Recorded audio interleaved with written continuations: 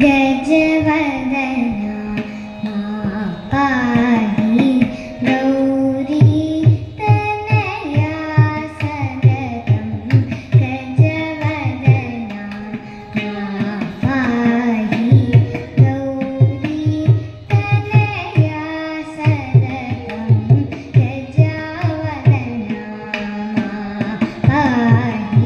മുഴക്കുന്ന് മൃദംഗശൈലീശ്വരി ക്ഷേത്രത്തിൽ ഉദയാസ്തമന സംഗീതോത്സവം നടന്നു. Devaswom executive officer മനോഹരൻ സംഗീതോത്സവം ഉദ്ഘാടനം ചെയ്തു.